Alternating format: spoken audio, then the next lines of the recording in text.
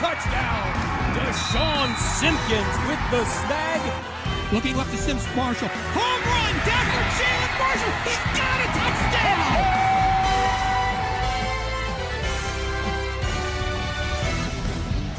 And we welcome you to week number 5 here in the GMC, along with Archer's uncle, Kevin Zilch. I'm Geoff Kim. Thanks for joining us here on Chatterbox Plus, powered by Miami University Regionals. Kev, as we get into this ball game, and I did say week 5, it is week 4, thank you very much. I'm getting ahead of myself. I'm already looking forward to vacation next week.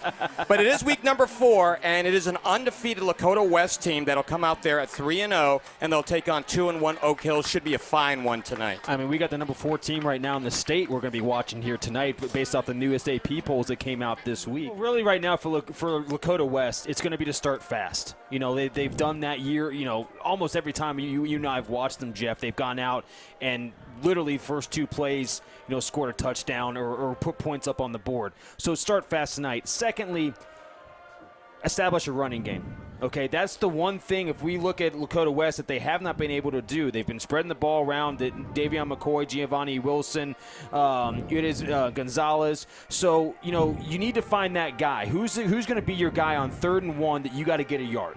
Who's going to be that guy? For years, it was Cameron Good. Remember, Cam Good could do it all. He could go up the middle. He could run by people. He could do it all. So I think going into next week's big matchup against Princeton, you got to figure that out for Lakota West. On the other side of the stadium tonight for Oak Hills, really right now it's going to be keep the ball out of Mitch Bolden's hands. Keep that Lakota West offense on the sideline, which is not going to be easy to do, especially with some of the injuries we got earlier today from Coach for Oak Hills. So, again, I think that's going to be a key component. And then play within themselves. You can't have penalties. You can't have turnovers. Okay, that's what you cannot do against, you know, a top 10 team. Shoot, a top 5 team, in the state. So right now, those are my keys to the game for both Oak Hills and Lakota West. And if you're ready now, let's give you the starting lineups in this ball game. First for Lakota West, they'll be on offense first. 3-0, 2-0 in the GMC, ranked 4th in the state. Tom Bolden at the helm in his 4th year at West, 29-7. In his 16th year overall, 161-28.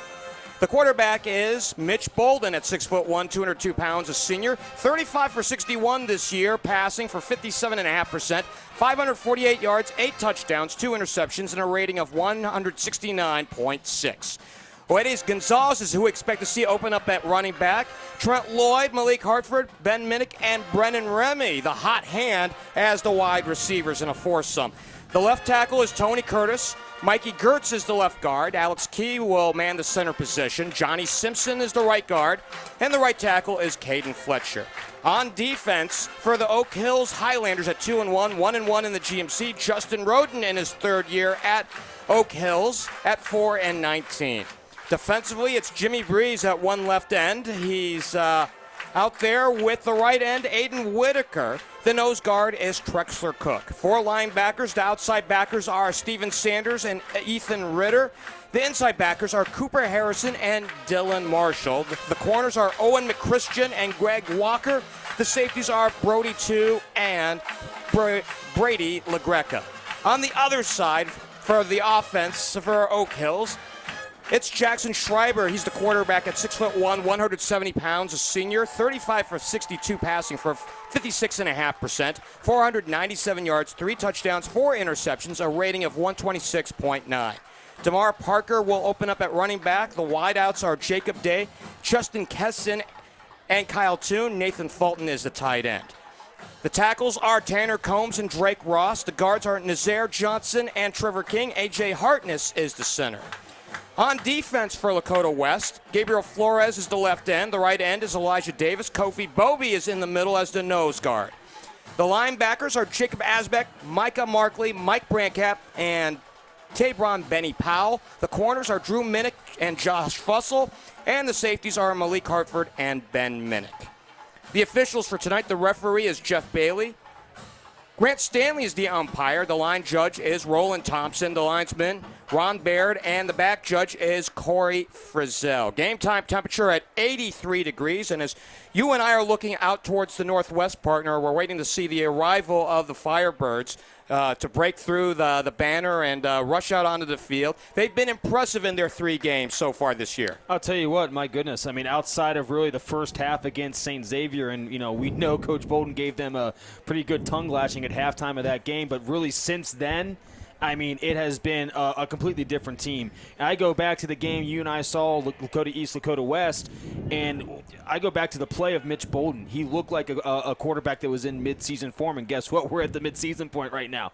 So, he's playing at a very, very high level, and I think what that does is that brings everybody else around. Just look at how quickly they've been able to score, and then been able to do all of this, Jeff, and score all these points without a defined running game.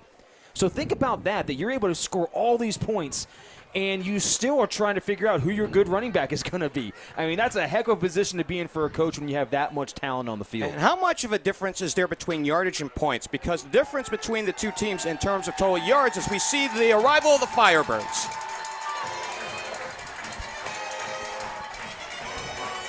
The Highlanders have 927 yards of total offense. West, 956. That's only a difference of 29 total yards from scrimmage. The difference is in scoring. Yeah. West, 124 through 3 games. And Oak Hills at 54. That's plus 70 in favor of the Firebirds. Well, we were talking with Coach Roden before the game, and I think he kind of alluded to it against Mason. They were great in between the 20s, and that's what that tells me right there. It tells me that they're moving the ball. They're just not getting the ball in the end zone. And so, we talked about it at length right before the game. You can practice all the red zone opportunities you want. It's a mindset, and it's one of those things that it's frustrating. I've had it happen to me as a coach where you look like an all-star team in between the 20s, and the second you get inside the 20, everything just falls apart. So that's what that tells me right there. So yards, points correlation, obviously what Lakota West is able to do is they're able to get the points on the board and do it fast. Lakota West at 2-0 in the conference, 3-0 overall. Oak Hills 2-1 in the overall and 1-1 in conference this year. The last time out, the Firebirds ran out to a 52-0 halftime lead here in Beckett Ridge a week ago. They rolled to a 59-7 blowout of Sycamore. Mitch Bolden threw for 3 scores, 2 to Brennan Remy and 1 to Trent Lloyd. West also got a game-opening 93-yard kickoff return for a score for Giovanni Wilson and 2 pick sixes, 1 for each of the Minnick brothers. Yeah. Drew got a 41-yarder in the first, and then Ben says, whatever you can do, I can do better. He got a 64-yarder in the second quarter. The defense allowed just 128 yards. Meanwhile, the Highlanders dropped their first decision of the year, losing to Mason a week ago, 23-3. The Comets ran the ball 49 times for 249 yards. Oak Hills compounded its own problems, going 2 for 9 on third down and then committing 3 turnovers.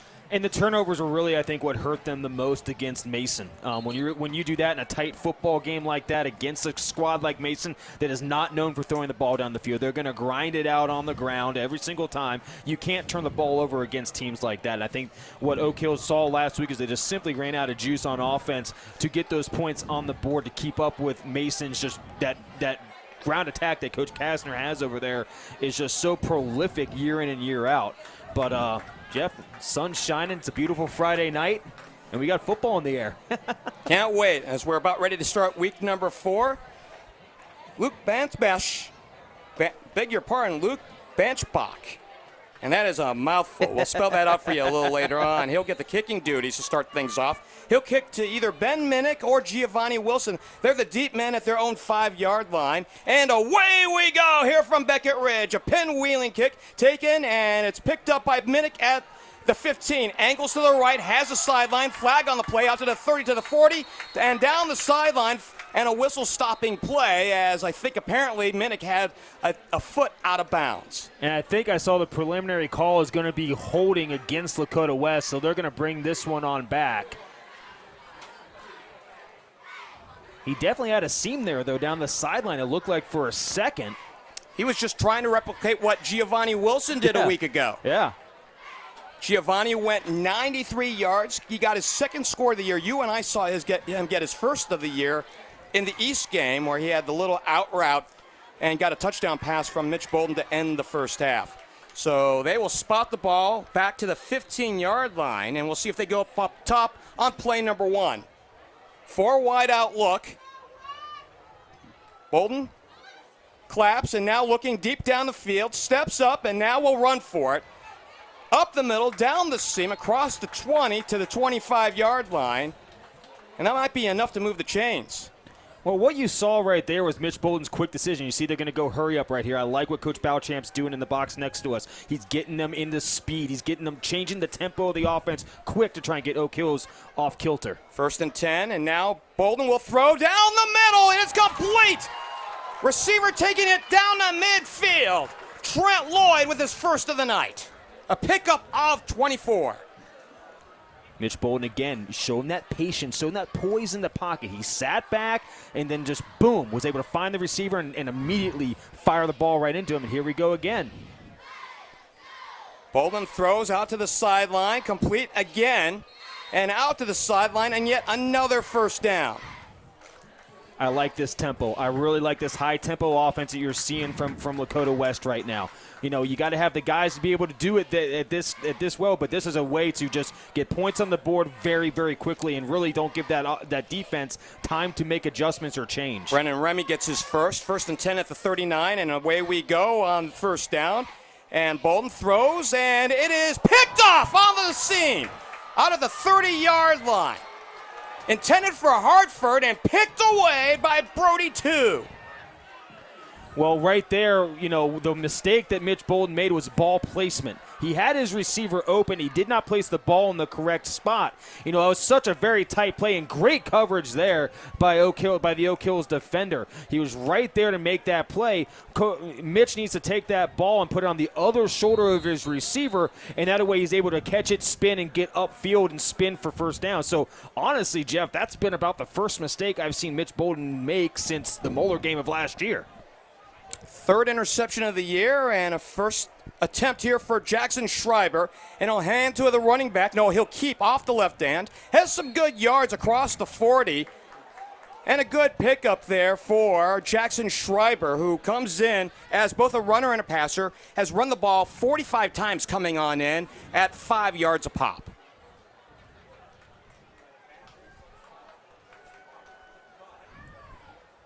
He picks up 3. Beg your pardon. Go ahead. No, I was just going to say you're going to see Schreiber. You see him in a lone set now, and now they're going to shift. I love this shifting. I love that. They put DeMar Parker Jr. behind the quarterback. And we've got a whistle with 10:15 left to go here in this first quarter. Flag came in from the far sideline. It looks like they're signaling it's going to go against West. Encroachment. Going back to those shifts and trades and jumps, what you saw there, I love doing that because what you do is you get the defense in a set, and all of a sudden you change the strength of the offense really quickly. You put a tight end down, you got a guy in the backfield. You went from an empty set, now all of a sudden you have a tight end and a guy in the backfield. That's a completely different mindset for the defense. So when you're able to do that and do it quickly and do it efficiently, you can really wreak havoc on a defense, especially when they're trying to shift and trade and get in their right alignments to based off what you shifted to. So they call it a first down on the encroachment, 1st and 10, and now back to pass to Schreiber, flushed and looking to throw, and well, toss it up front, and it is complete. A lateral up front to Brady LaGreca.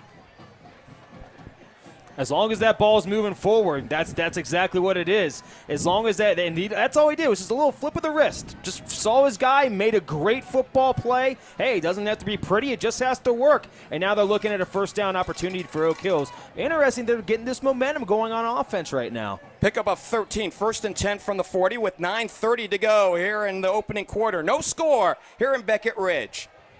Trips to the near side, an empty backfield for the quarterback Schreiber.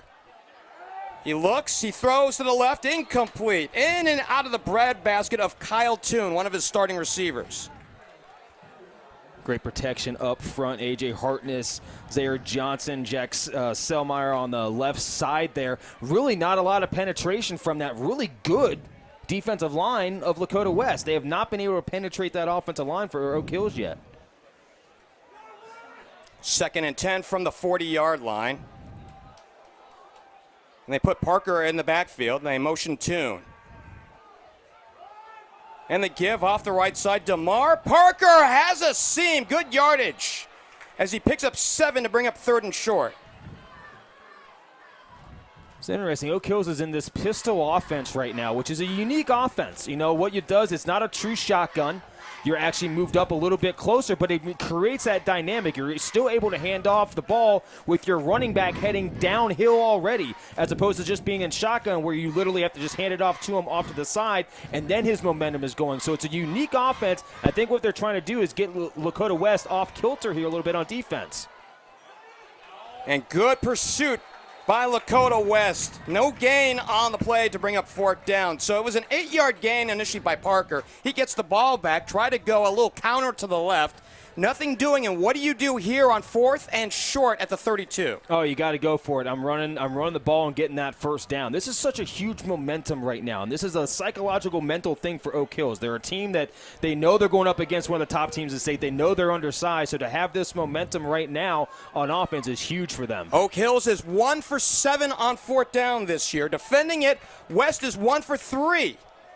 Something's got to give here. Schreiber to throw on 4th down, and it is complete out at the 30-yard line, just across it, and just enough for a 1st down. 13 on 13 damage as Toon got the better of Ben Minnick. Jacob Asbeck coming off the right side, putting that pressure on the quarterback, but again, he was able to see his receiver and get the ball out quick, and now he's got a new set of downs. Tell you what, this is big here for the Highlanders.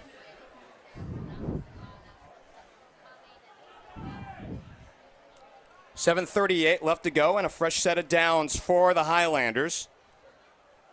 Parker pursued well, and he dragged across a man, trying to go forward. Micah Markley in on the stop. He was the first one there, but Parker dragged him for a few yards. Right now, they're kind of moving almost a little bit at will right now against the Lakota West defense, something we really haven't seen a team do outside of St. Xavier in week 1 against Lakota West. 2nd and 6 from the 25. And the reverse give, and again, up to the pressure this time. Good job up front by the big lefty, Elijah Davis. So that was a play we called pin pull. So basically you're going to block down with the center and the backside guard, and then you're going to pull the tackle and tight end or the tackle and guard around. Great job by the left side of the Lakota West defensive line to stay at home, not go chasing people. They stayed at home, played heel depth, and were able to make a big stop there. 3rd and 6 and another big 3rd down. Coming on in, Oak Hills on 3rd down, 12 for 32. They've already gotten through some downs here, and the throw incomplete, and a flag coming in after the play. It came in from the defensive backfield, and you wonder if there's some holding involved or something, a downfield block. Looks like they're going to get, and it is going to be defensive holding. So one of the defenders must have got a piece of jersey, and that's an easy call for a referee to make, especially when you grab that jersey streaking across the middle. But man, tell you what, this is something we're not used to, seeing the Lakota West defense back on their heels a little bit. So they'll spot the ball out at the 15-yard line. That's a big time penalty. And Oak Hills is in the red zone, and for as much as they've had a hard time scoring, and Coach Roden had talked about the inability to produce inside the 20, they've done a good job of going between the 20 so far. Schreiber back to throw, and it is incomplete. Knocked away, and excellent defense by Jacob Asbeck. Well, Coach Roden did not sugarcoat a thing. He said, we have not been good in the red zone really all year long. He goes, we look great in between the 20s, but man, once we get down there, it's been a struggle for them all year long. So what do you got to do there, Jeff? You got to start doing some different things. Get your guys out of that mindset, hey, every time we're down here, we fail. And I'm sure we're going to see that right here is in the shotgun.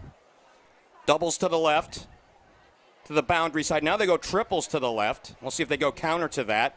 And the give, it goes to the running back. Parker gets upended and flipped over.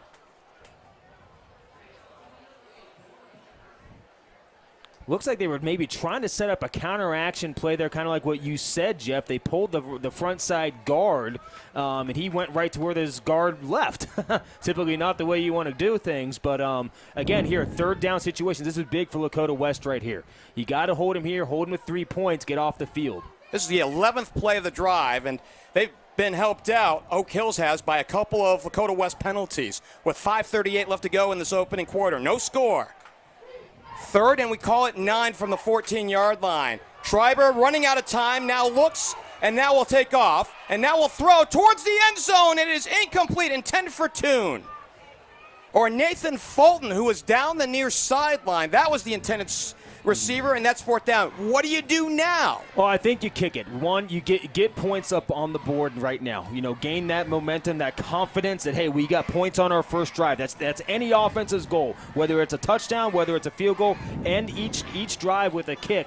And that's what they're doing right here. So get the points, and now you build off of this going into your next series. Kyle Toon will hold for the kicker, Luke Banchbach, who is making his first kick of the year. Good snap. The kick is blocked. Boy, I'll tell you what. And was that Minnick? That might have been him coming off the edge there. It's kind of hard with this glare. 13 is Minnick. Wow. So Ben, who didn't get credit for us for a block kick 2 weeks ago at East, gets a credit for it now.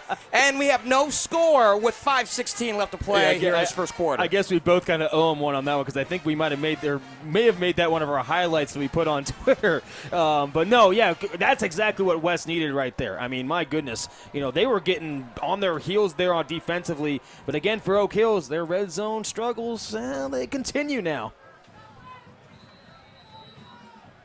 So we'll see if this wakes up Lakota West from their doldrums. First and 10 from the 20-yard line. Running play and some good yards up front. A big push from the line to gain 5.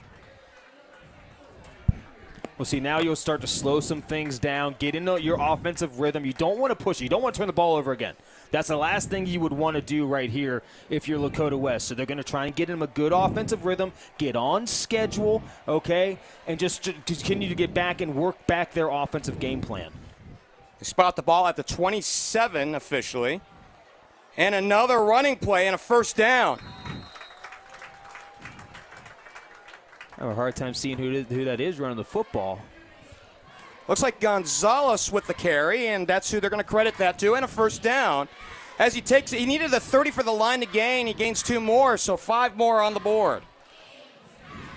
You know, one thing we really haven't talked that much about, and we'll talk about it after this play here.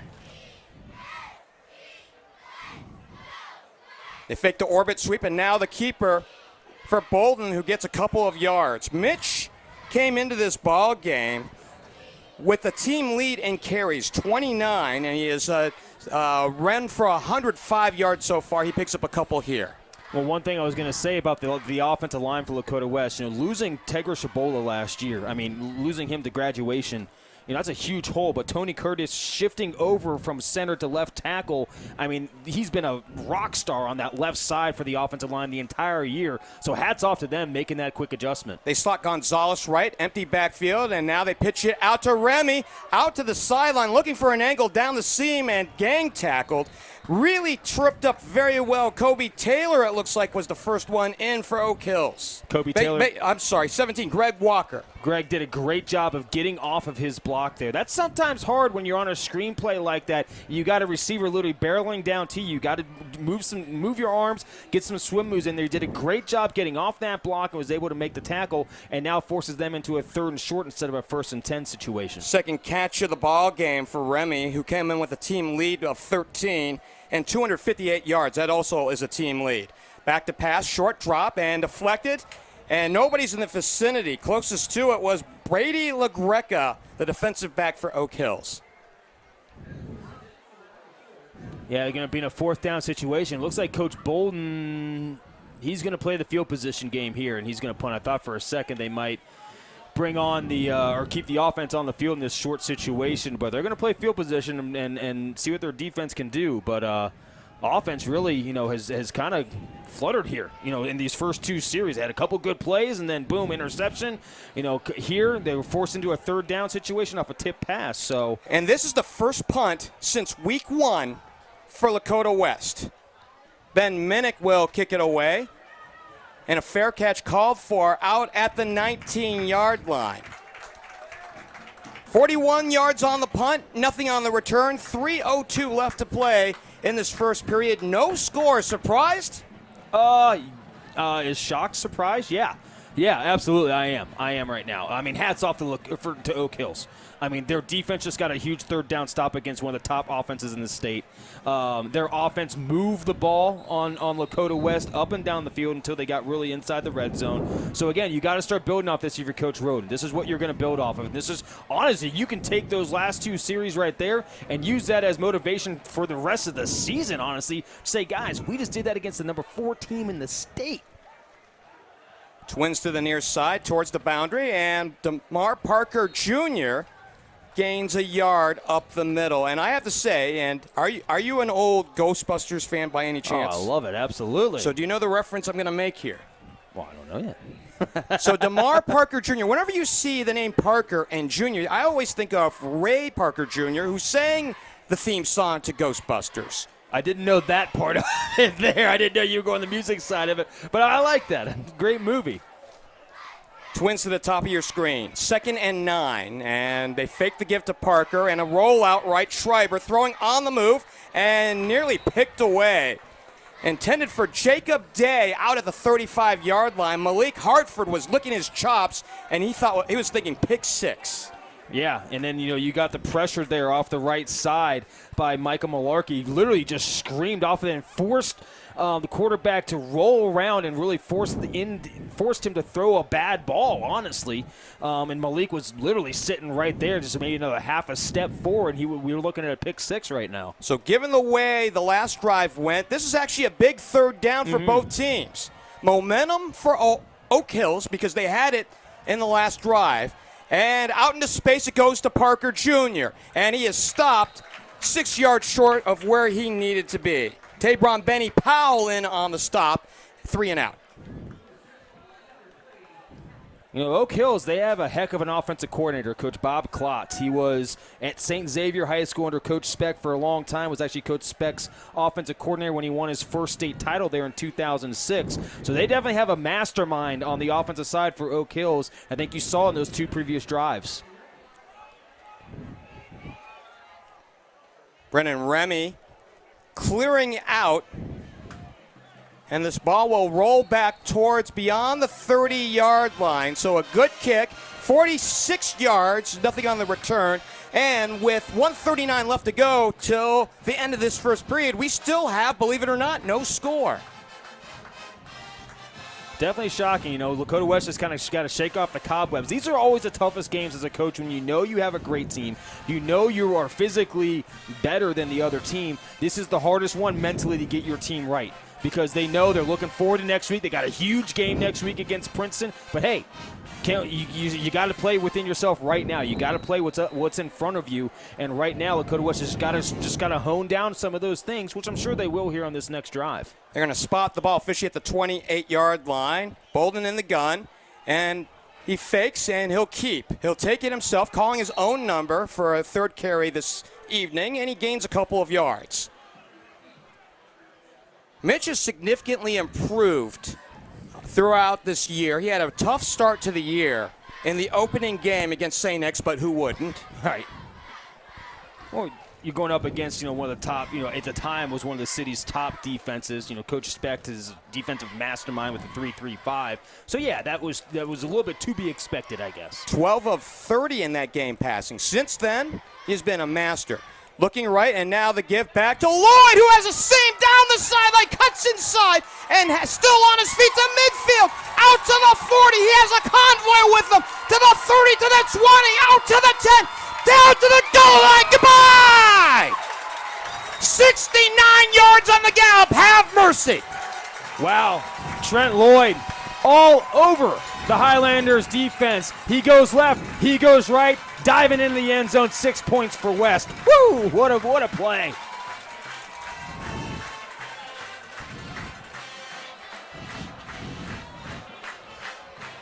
Already 93 yards of total offense for Trent Lloyd tonight.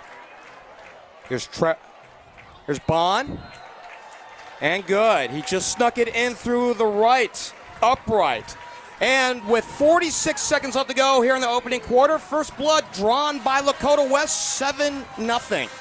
On a drive that took 53 seconds off the clock, 2 plays, 72 yards, capped off by the 69-yarder by Trent Lloyd. Extra point is good. The brand new score here in Beckett Ridge, 7-0. I think you heard the entire home side of the stadium here just breathe a big sigh of relief when you saw him, Trent Lloyd, streaking down the sideline. But what great just awareness. He knows where he is on the field. Trent has done that for the past 2 years. We've seen him go in and out, weave in and out of defenses, left, right, all across the field. I mean, just a truly special player for Coach Bolden in the Lakota West Firebirds here. And now they're on the board, and now they kind of get their engines fully started now. Well, think about maybe the offense here on the first 2 drives by Lakota West. It's a cold start on a winter's day. There you go, exactly. You need time, to your point, you need time to warm up.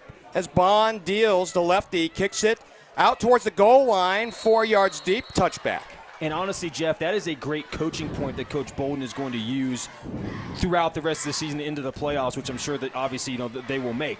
You guys look at this game. Hey guys, we cannot come out the way we did against Oak Hills. We were looking forward to Princeton next week. We got to play within ourselves right here, right now in front, and play our game. So this will be a great teaching point. This first quarter of this game, and maybe even the first half, will be a huge momentum gain and a huge teaching point for Lakota West for the rest of the season. 1st and 10 at the 20. 46 ticks of the clock left to go here in this first quarter. 7-0. West with the lead. And Schreiber has the ball for Oak Hills. And he gives Parker into the teeth of the defense. And Kofi Bobie, the first one there to meet him. I don't know if he gained a yard on that one. I'm looking at the head linesman and no gain. Yeah, no gain. Went too far left and right. Got to go north-south at some point there. We have 23 ticks of the clock left to go. The play clock and the game clock are about a second different. And Oak Hills may go to the sideline and call it a quarter. And they will. Trent Lloyd exploding for 69 yards. The New York City Diner is open. 7-0 here in Beckett Ridge. West of the lead here on Chatterbox Plus.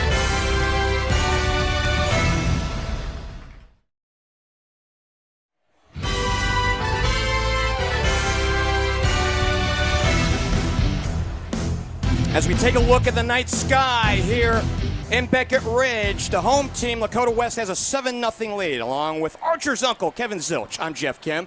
Our thanks to our videographer, Mike Ackley, for that shot and all the shots tonight. Got to give a special shout-out to my main man, Brian Burkhart, back at home off Pandora Avenue, listening to us here tonight. So, great action here in Cincinnati. Schreiber, flushed from the pocket, throws downfield, incomplete. Tom Bolden looked like he wanted a piece of that one. He was probably a little upset for some other reason. We're going to say that it's because he didn't make the catch. That's what I think. That's safe to say. Yeah, he's not exactly the happiest person on the sideline right now. I think that's the politically correct way to say that. I think that's the 5th straight incompletion by Schreiber. 3rd and 10, and another 3-and-out opportunity for the home team. See, once you get that first one on the board, and if you think back to the East game 2 weeks ago that you and I saw, partner, as Schreiber throws on 3rd down, and it is too long, intended for Jacob Day, 3-and-out. And to your point, Jeff, we saw the same thing. We saw Lakota East actually have a really nice drive. Remember in that first half, in that first quarter, it took up almost the entire quarter. So, and I think you're right. Sometimes you just got to get over that first one. You got to get that first 3-and-out, and then things start going. Now, if you're Coach Bolden, though, that's not exactly what I want to be seeing out of my defense, I want to see them going from start to finish, boom, boom, boom, right off the get-go. Banchbach kicks out to the 48. It's Remy sidestepping a man, trying to cut back out towards the side, and got a couple of yards across the 50. So we'll call that a punt of 31 and a pickup of 3 on the return for Remy, and it's 1st and 10 for Lakota West, trying to up their 7-0 lead. Well, you just hit it. That's got to be the goal right here. Great field position. You're at the 50-yard line. This is where this offense should produce and should produce fast. This is exactly where they want to be. Great field position, fresh set of downs. You know, this is where they got to get points on the board big time right here for Lakota West. They point Lloyd in the backfield with Bolden on 1st down, and the hand, it goes to Lloyd, and he doesn't have the same kind of room this time. No gain on the play. And the tackle by Steven Sanders, the defensive back. You see him doing a lot of different stuff in the backfield. You know, yeah, Trent Lloyd back there. I'm sure they're putting him back there for speed off the edge, which you just tried to see there. The handoff wasn't great. So Lakota West is trying a lot of different stuff in the backfield to try and find that good running game combo that's going to mesh well with the rest of the offense. Loss of 1, and Bolden will call his own number ahead, close to a 1st down. And, boy, he drug Sanders with him a good 5 yards, and he has the 1st. Well, I'll tell you what, it's hard to see from up here, but you don't realize how big and tall Mitch Bolden is. I got to see him play baseball against Moeller last year, and I'll tell you what, I mean, he has grown leaps and bounds just from when we saw him last year. So, you know, he is a force to take down. Now, again, you don't necessarily want him running the ball every single time, but, again, he is a threat back there that you have to pay attention to. 1st and 10 from the 40. They motion Lloyd. And they hand to Lloyd. Off the right side, has a seam. Cuts back to the middle, has a 1st down to the 20, a pickup of 20 more. We've seen him do this for 2 years straight now. When Trent Lloyd finds that seam, I mean, my goodness, he plants his foot and the afterburners just turn on. He's like Tom Cruise in Top Gun. I mean, my goodness, he's done that. He's so prolific at that. Finding that seam and then, boom, hitting it and going. West is in the red zone. Lloyd on 4 touches, 112 yards of offense. You think he came to play tonight? I'd say so. He wants to throw. It's to Remy out the flanker in space inside the 10-yard line. 1st and goal coming up. I think that was actually Minnick. I think that might have been him streaking across there. But again, you look at Mitch Bolden, the way he's able to get that ball out quick. It's like a catcher, you know, throwing down the second base right from the ear hole. Boom. He hits his man. That's the sign of a great quarterback when you're able to do that. A lot of kids, you know, they take it back, they're slow, they get it up, they wind up. Not with Mitch. It is boom, right from the ear hole. Twins to the top side. And Gonzalez across the 5, a gain of 3 as he goes right into the middle of that heart of the defense. Aiden Whitaker, the first one there for Oak Hills.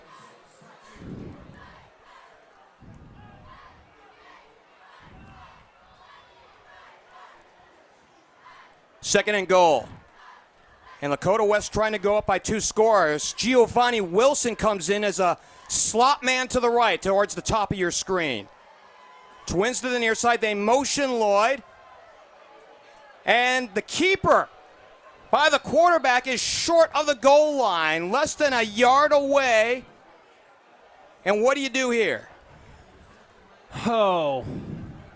I mean, obviously you got to go for it. I'm honestly going to run Mitch Bolden again. And they go tight, and they go hurry to the line. Gonzalez behind the quarterback, Bolden. And we'll see if they dive for it.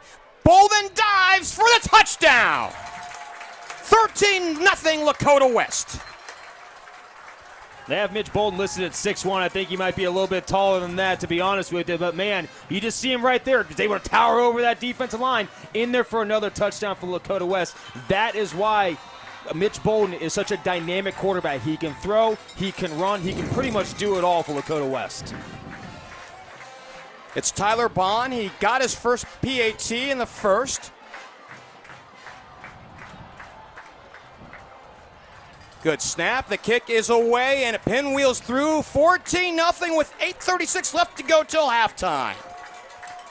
And this game is powered by Miami University Regionals, accepting applications for spring and fall 2023. With over 30 majors offered in person and online, you can design a schedule that fits your needs and earn your Miami degree conveniently located in Hamilton, Middletown, Westchester, and online. Learn more at miamioh.edu/regionals.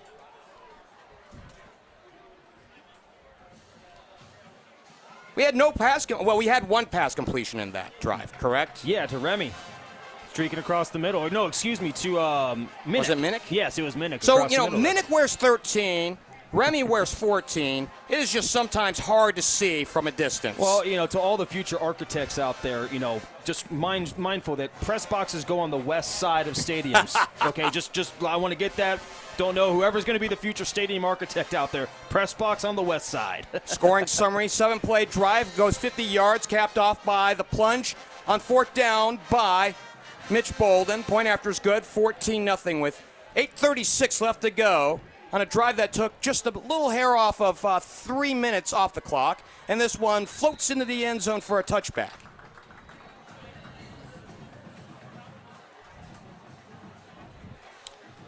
Both teams rely heavily on the quarterback, as you can well imagine. Oak Hills, coming into this ball game, ran 162 plays from scrimmage. Jackson Schreiber accounted for 107 plays. That means he either had a pass attempt or a running attempt. That's 66%. West, coming into this contest, 131 plays from scrimmage. Mitch Bolden accounted for 90 of them. That's 68.7%. Just shows you how dynamic these quarterbacks can be. When you're able to have a quarterback that can be in all facets of the game like that, that is just another force to be reckoned with. Another just true dynamic player that you're able to have as a part of your offense. Single wide to the right, that's Kyle Toon. And a 14-0 lead for West. And DeMar Parker Jr. a couple of yards. Jacob Asbeck cleaned him up. We've called Asbeck's name a couple of times, and really he came to light in late last year. We kind of saw him start out as a sophomore on just kind of special teams, but then all of a sudden, really kind of starting with that Princeton game and moving down, he worked his way into that starting lineup on defense. So he's a kid that has grown, and he's also, I think just that much better, has a year under his belt, but to get that experience as a sophomore is key. He's got 21 yards rushing so far in this ball game, and a deep drop for Schreiber in trouble. Now rushes out of trouble and has room. Has a first down up towards the 40 and a hard hit at the end of it, and a flag coming in at the end as they're going to flag Minnick for perhaps unnecessary roughness. So it's interesting. The back judge threw the flag, and I was looking where he threw it. There were two referees right in front of there, that neither of them threw a flag. Now, I'm not up to date as I know that I forget what game I was watching college football-wise, but the second he makes a motion to go down, you can't touch him. Well, typically, also where that flag came in is awfully odd. That came in the offensive backfield. Right. So you would think that would have been by one of the linesmen or the back judge. And they're coming back? Personal foul against Oak Hills. And that flag in the offensive backfield becomes a late flag. And you can see Coach Roden on the other sideline is none too happy right now. So that negates the big 20-yard run by Jack Schreiber. Man, I'm just shocked that wasn't called for how much of an emphasis has been placed on that on all levels, from pros all the way down. Wow, I was pretty shocked at that. I'm curious. I did not see what the personal foul was there in the backfield at all. Well, you and I were already looking downfield as Schreiber got away, and you almost feel like, because we didn't see anything particularly nasty in the way of like a block, a late chop block perhaps. I don't know, but they're going to spot the ball, and I think we're still seeing some conferring out at the middle of the field to understand down and location. Yeah, it's, again, fairly interesting turn of events there. So we're seeing the referee, Jeff Bailey. Actually, we're not seeing him actually now at this point, but they're going to wind it up 2nd and 10. So it's almost like a what you do about nothing. And they're going to spot the ball at the 25-yard line. High school rules are funny. Schreiber to pass. And the throw out to the sideline, complete for a few yards, and it'll bring up 3rd and short.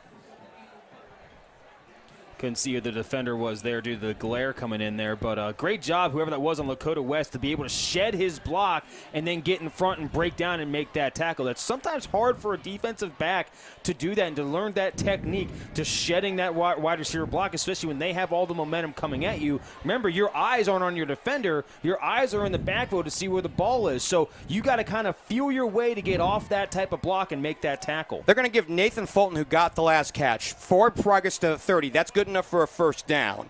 And it's 1st and 10 with 7:09 left to go till halftime.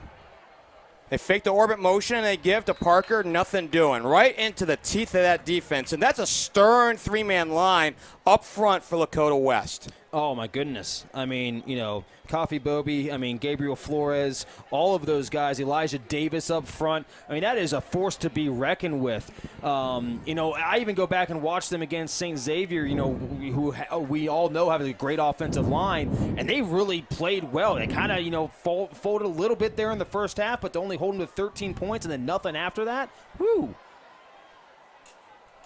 Triplets to the short side, actually to the long side, our side of the field, and now sprint right for the quarterback, and flushed, and now Schreiber gets away. He rolls to the right, but he can't get away from Jacob Asbeck. A gain of maybe 1. Well, that's a great example right there of the correct way to design a blitz. You had your blitzer, and you're telling him, hey, you're going. All right, you go, go, go, go, go. You're not stopping. You got to make sure that your ends on either side maintain, contain. Because odds are he's not going to, the blitzer is not going to make that tackle. He's going to figure out a way to get out of it, and that's where a guy like Jacob Asbeck is right there sitting there to make the tackle. So great defensive discipline by Lakota West. Timeout, charged to Oak Hills. That's their first of the half with 5:53 left to go here in this first half. This game is powered by Miami University Regionals, accepting applications for spring and fall 2023 classes. With over 30 majors offered in person and online, you can design a schedule that fits your needs and start earning your Miami degree today. Conveniently located in Hamilton, Middletown, Westchester, and online. Learn more at miamioh.edu/regionals. Along with Kevin Zilch, I'm Geoff Kim. Thanks for joining us here on Chatterbox Plus. 14-0, a little bit of a surprise, given the way this game had started off. Now, what's not a surprise is Lakota West getting on the board first. Now, that is not a surprise. You're right. I think we were just expecting it a little bit more frequently right now at this point in the game. But hats off to Oak Hills. They've really played well. I think their defensive backfield has played very well. Mitch Bolden has not had much room to go down the field with the ball, which is a huge part of the Lakota West offense. So they're kind of right now trying to rethink. I mean, they're going to have to figure out their running game really quickly now for Lakota West to try and get back on track. But they're up 14-0. Defense has got a big third down play here. You got to stop them here, get the ball back, run some time off, get some points on the board going into halftime. Schreiber to throw. He throws, and it's incomplete. He had a man flying down the field on the far sideline, and Jacob Day, if he was able to see him and put some air underneath that, that's 6. Well, again, another great blitz there designed up by Coach Holes and Coach Joseph. Again, nobody touched the blitzer, so I think you're going to start seeing the defenders start doing that a little bit more, where they're going to, the defensive staff is going to start saying, okay, we're getting the pressure on the blitzes, we're going to continue that until they stop us.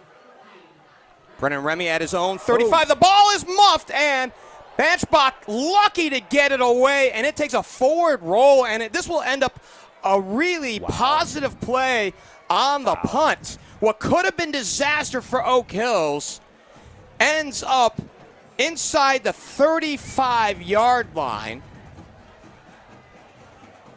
So 36 yards, nothing on the return.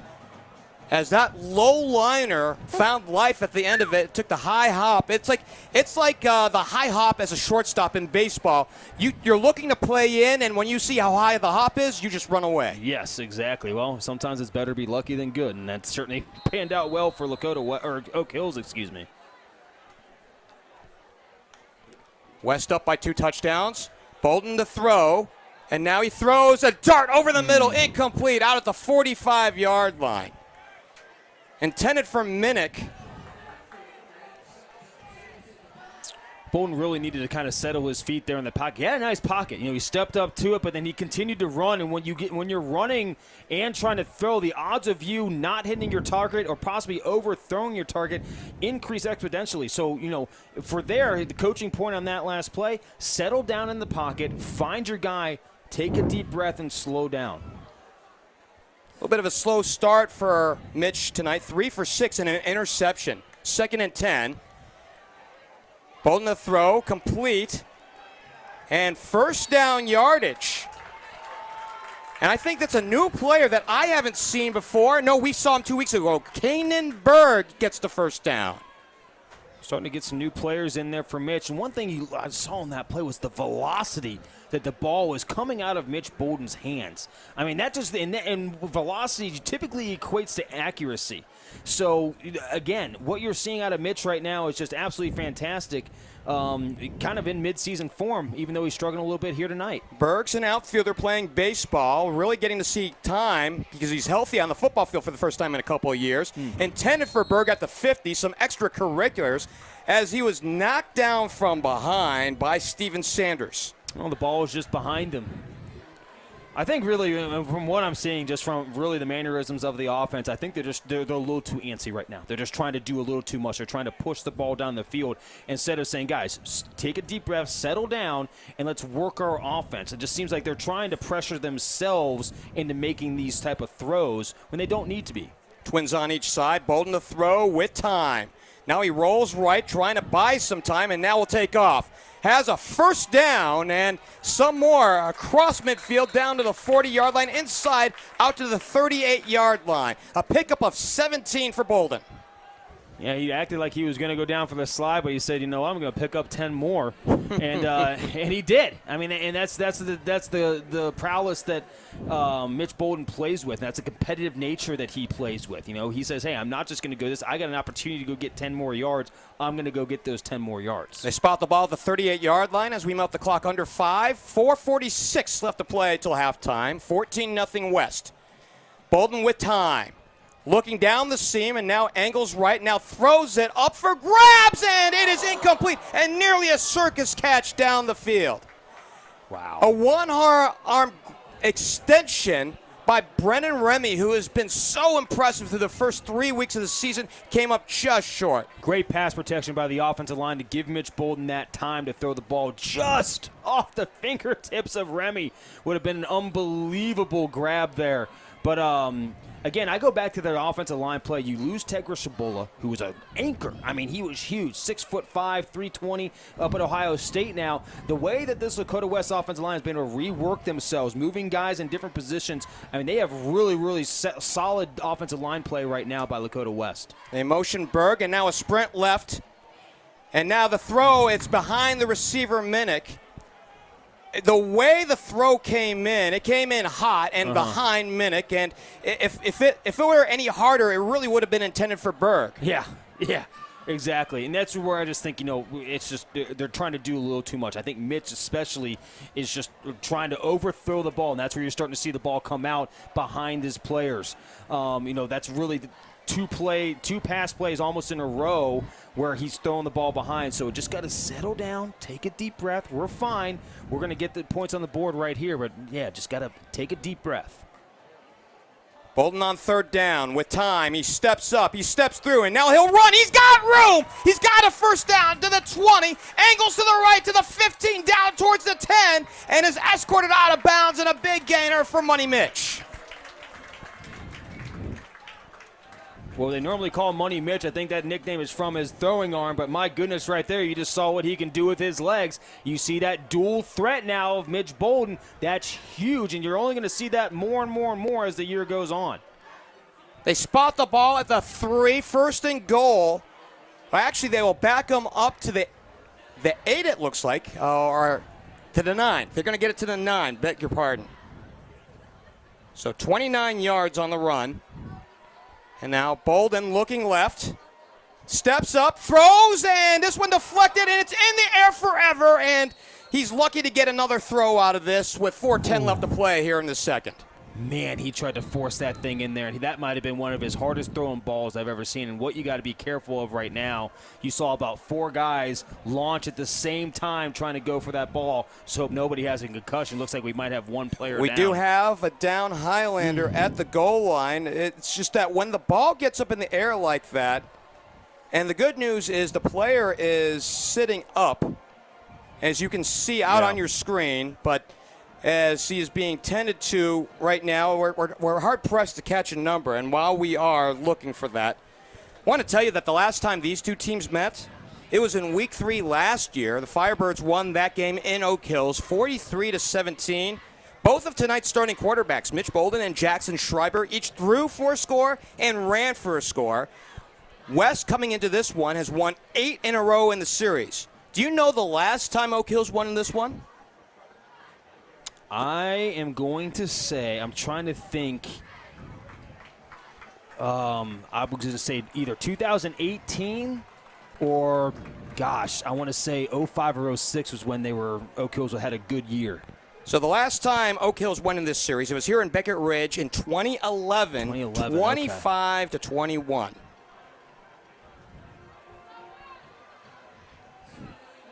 You know, one thing talking with Coach Roden that he said, you go 0-11 last year. He goes, then my numbers increased. He's got 70 guys on the freshman squad this year. The freshman team is undefeated. They got something going on over here at Oak Hills. The injured player was McChristian. And now the play out to the sideline doesn't go anywhere. And do you try to go for 3, or what do you do here? In my opinion, this is one of those things. You got the squad to score a touchdown right here. And this is what's tough for a coach. And it looks like they're going to go for it. And I agree. Go for it here. Get the touchdown. You can do it.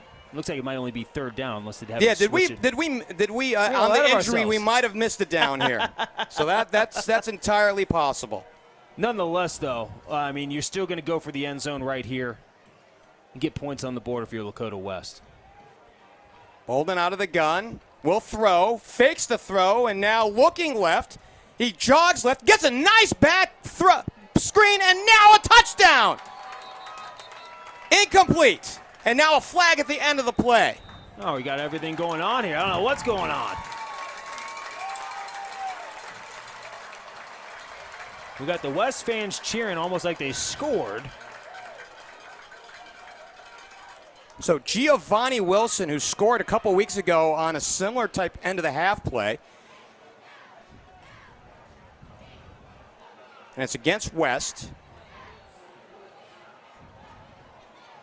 I believe that was a legal man downfield. It was possibly? a legal man downfield. So says tonight's referee, Jeff Bailey.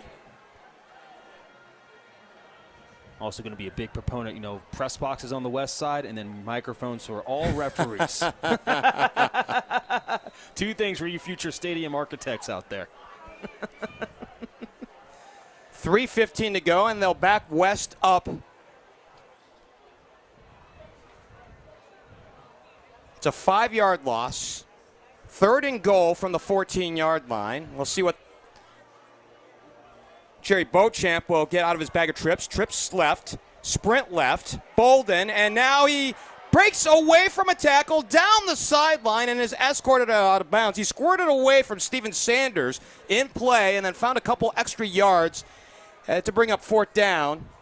Clock is still moving. It shouldn't be moving as he was escorted out. The referee was standing right there, and he was winding it as if he didn't step out of bounds. So that's one of his forward momentum. The referee obviously thought was stopped there, and now it looks like Lakota West will go ahead and kick the field goal for 3.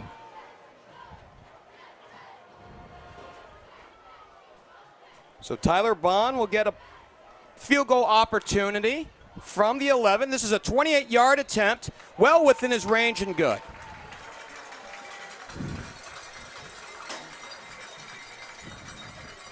17-0 here with 2:30 left to go. I'm surprised. It looked like from our vantage point that he was escorted out given his forward progress and the number of players that were around him, but the linesman said, nah, baby, nah, and we went ahead. Well, you can tell, Mitch Bolden's frustrated. Saw him come down the sideline. He's not happy, and rightfully so. And he knows that. He's a smart enough quarterback, a 4-year starter for Lakota West, that he understands that was not. He had opportunities in that series that he missed. So they're going to figure this out real quickly. But I think really this is the first time since week 1 we have seen Lakota West offense just not in that prolific rhythm that we typically see them in. Where they're almost scoring or they're moving the ball down the field. I'm not going to say at will, but progressively moving the ball down the field every single play. They've hit some roadblocks here with this Oak Hills defense so far. So they're going to have some things to work out here in the next 2 minutes and 30 seconds. Tyler Bond. A knuckling boot that goes 10 yards deep in the end zone, touchback. Tell you what, anytime you got a kicker that can kick the ball in the end zone like that, every single time, man, that's just money. That is absolutely money for your defense and to save your kickoff team.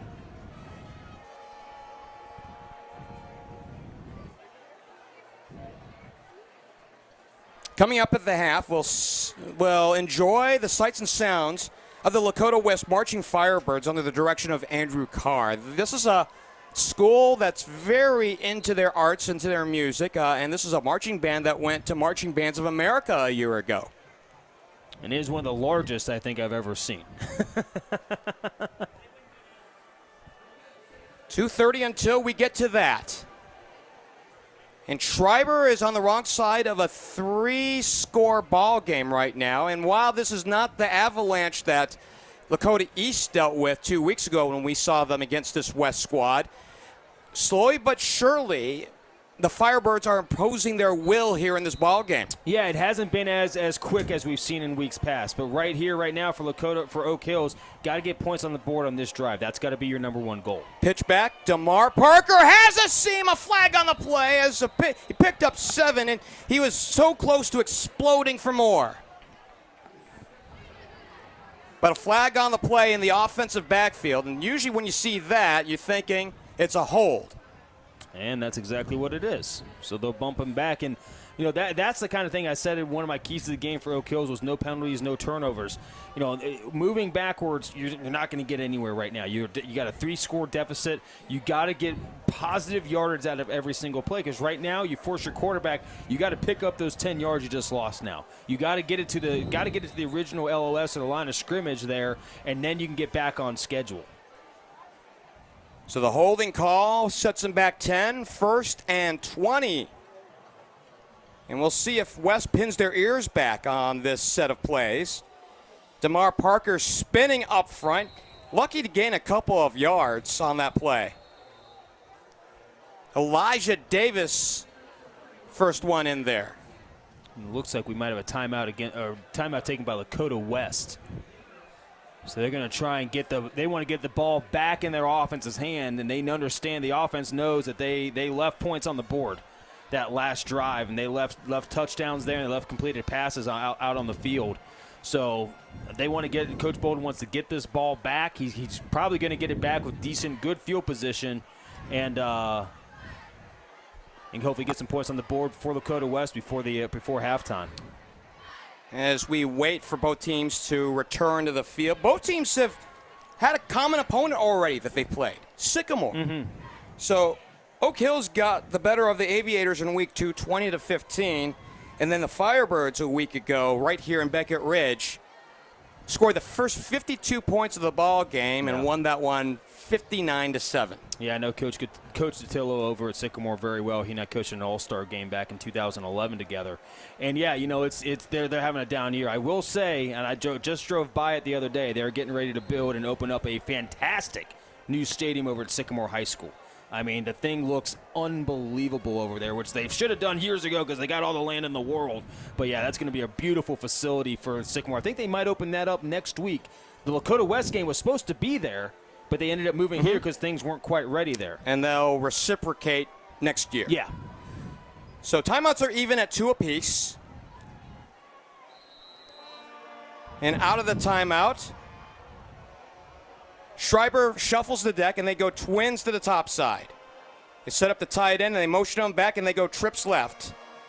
And now Parker gets the ball. I believe that's Parker as he's escorted out of bounds. Looks like they're going to take another timeout. Yeah, Coach Bolden wants his ball back. He wants to get more points up on the board. Well, you had the play go out of bounds. I don't know, the point of really having to call the timeout, but at the same time, you can't take them with you. Well, the only thing I saw on the other side there, Geoff, that referee had wound his arm. That clock was moving when they just called the timeout there. So that referee, and he's the same guy who called it out here on the previous drive. So that's interesting that we're kind of seeing him. He's not having that quick whistle to call him out of bounds. He's keeping the players in bounds, basically saying, okay, hey, your forward momentum stopped in bounds. I don't care where your next step is, you're in bounds. By the way, for those of you watching with us at home, Mike Ackley, our videographer, has given us a pretty shot of the sunset here in Beckett Ridge tonight. Pretty ball game so far for the Lakota West defense, and as we were talking prior to the ball game, only giving up about 210 yards a game on defense. And that's including the big effort that St. X put up on them in week 1. So that tells you what they've done the last few weeks. Well, you look at what they did in the second half against St. X. I mean, completely shut them down. I mean, they didn't go anywhere. So, what Coach Holes and Coach Joseph have on defense here, they really have something prolific for Lakota West. Another run play.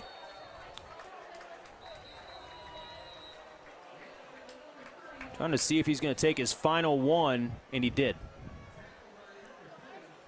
So Eric Dorsey, the running back, got good yardage on third down, and it'll bring up fourth, and it'll be a 2-minute drill as we have the final timeout soaked up by Lakota West.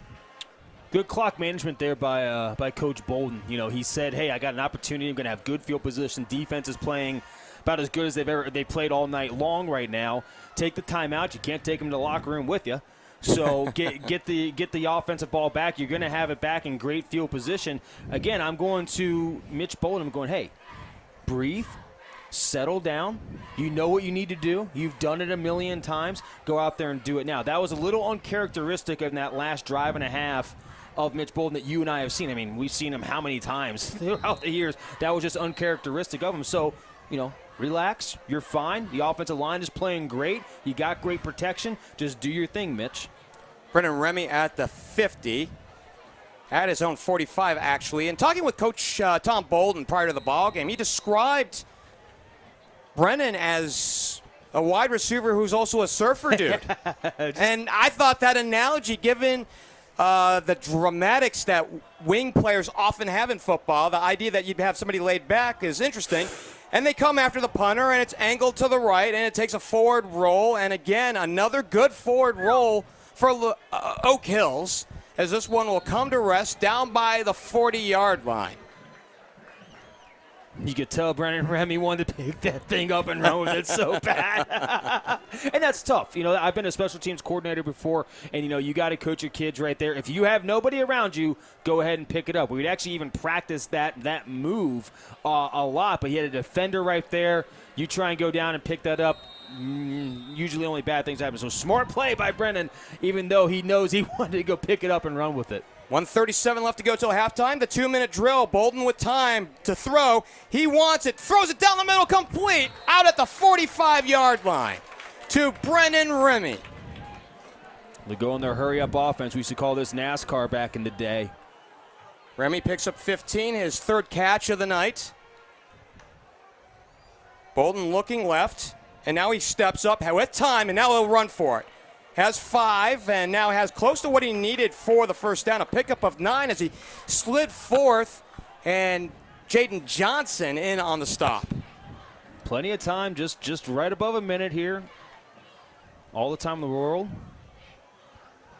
Bolden with time, he throws over the middle, and incomplete. Just a little too tall for his receiver out at the 10-yard line. Well, I was watching Mitch there. I think his receiver, they might have had a miscommunication there. Mitch wanted him to keep running.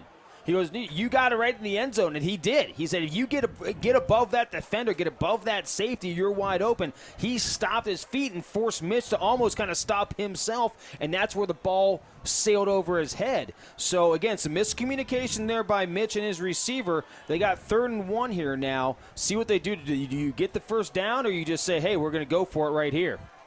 Doubles to the bottom of your screen. 3rd and 1. Looking left, and Bolden will keep for himself for a first down as he gains 5 more past what he needed. And with 52 seconds left to go, they'll go back to the line, but they'll move the chains as well.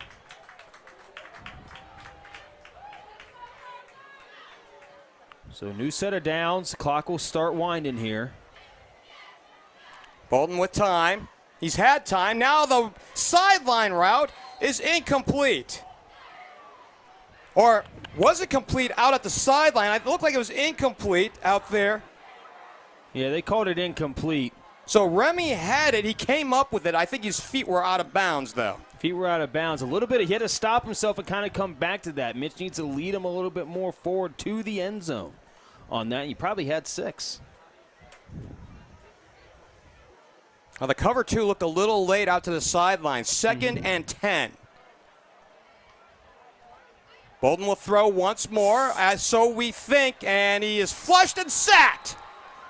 Dropped by Steven Sanders with 26 seconds left to go. Steven Sanders did a great job. He went outside, then came back inside on the right side. That's one of the hardest moves for a right tackle to defend against. Bolden wants to throw. Resets in the pocket, flushed, and now rolls left. Buys time, throws, complete. I think he might have that first down. I mean, that was a heck of a dance out on the sideline. Malik Hartford, I believe, on the catch. I'm just shocked at this Oak Hill's defensive backfield. I mean, there is nowhere for Mitch Bolden to throw the football, and it's been all night long. He has been sitting back there in the pocket a lot. 5 seconds up on the board, and they spot the ball out at the 16-yard line, the 17-yard line, so first down. And one more play to go to the end zone, we think. Bolden checks off, and now Oak Hill's with the blitz. He'll step up, he'll throw, the rocket, incomplete! Dropped over the middle, and that was 6. I think the West sideline saying there should be 1 second left, and they're going to put it back on the board, I think. Couldn't tell if that was Lloyd who was dashing right over the middle. I know that he came up and was pointing towards the scoreboard. Oak Hills is moving towards the locker room. Lakota West is staying put. And the referees just called it for the first half. So a weird first half here in Beckett Ridge where Tom Bolden disdains points at the end of the half and tried to go for the dagger shot. It didn't happen, and they go to the locker room up by the same three scores that they were up here just earlier in this quarter, 17-0. Partner, I don't know about you, but that was a strange way to end the first half. I mean, a very strange way. Just a very kind of strange sequence of events. They you know, what a big momentum shift it would have been to score points right there and said, you know, you got to drop ball. But I even look at that football there. You know, again, he had to adjust to himself. That ball was thrown behind the receiver. So, you know, right now, what I'm seeing here is the Oak Hills defense, I mean, hats off to them right now. The defensive backfield has shut down the receiving core for Lakota West. Right now, Mitch Bolden has really got to kind of settle himself in. He's getting great time. That's the other side of it. He's getting fantastic time to throw the football. So his offensive line is doing the job. He's just got to settle down and make the throws that we've all seen him make. And honestly, I don't know if I'd want to be in that locker room right now with Coach Bolden. I think if I'm a chair, I might be worried. Yeah, I might be. I might be just kind of hanging back by the door there. or maybe I'll hang out and watch the band here at halftime because they put on a pretty darn good show. Speaking of the band, the Lakota West Marching Firebirds will come up under the direction of Andrew Carr. We'll step aside for a couple of minutes, and we'll bring you the band when we return. 17-0, the host team leading in this one in Week 4 here on Chatterbox Plus.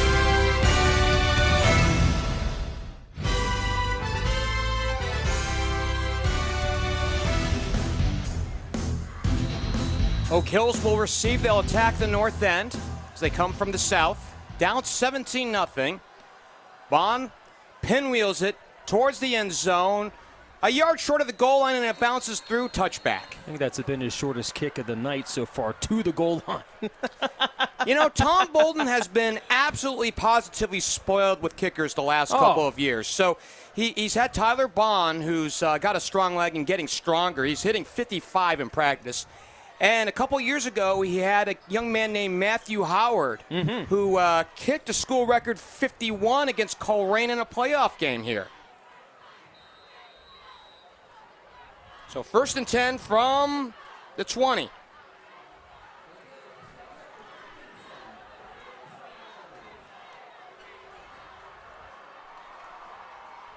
And here's the first play. It's a run play out to the left and a good start here for Oak Hills. So right off the bat, Oak Hills offense stretching out the Lakota West defense. You know, Oak Hills had some momentum. They have gained yards, let me put it that way, against Lakota West. Haven't obviously got to the end zone, but they have had some red zone opportunities. So they've been able to move the ball a little bit, and that's the positive kind of mindset you got to have if you're Oak Hills right now. I go back to the talking point that you and I had in the pregame. Schreiber waits and gets, and he gives. And it's Parker up the gut. For short yards, it'll bring up 3rd down. I don't think it's Parker. It's 31, Eric Dorsey, who's gotten the last few carries of the first half. So I think what you're trying to see there is you're seeing Coach Roden start to just kind of get some guys filtered in there. You don't want your starters to run out of gas because you're going to need them come down the stretch against the Firebirds here. But I think you just start seeing kind of rotating some guys in, especially those heavy positions like a wide receiver and a running back, just to keep those legs nice and fresh here on a 3rd and short situation. They line up Jacob Day as a sidecar to the quarterback Schreiber, and now they position him to the right. And now they'll go with Day off the left side on the counter and has the 1st down. Jacob Day with a good run and move the chains with 10:35 to go here in this 3rd. Great play call by Coach Roden. You're absolutely right there, Jeff. The counter play, you shifted the running back to the right side. You think that's where the strength of the offense is. You think that's where the ball is going. Nope. Right around the back door there along the left side, was able to break, contain, and get the 1st down. Huge momentum shift there for Oak Hills. He got a yard. He needed a yard. 1st and 10 at the 30. And it looks like Dorsey this time up towards the 35, maybe the 36-yard line. Got a nice big push up front from Trevor King.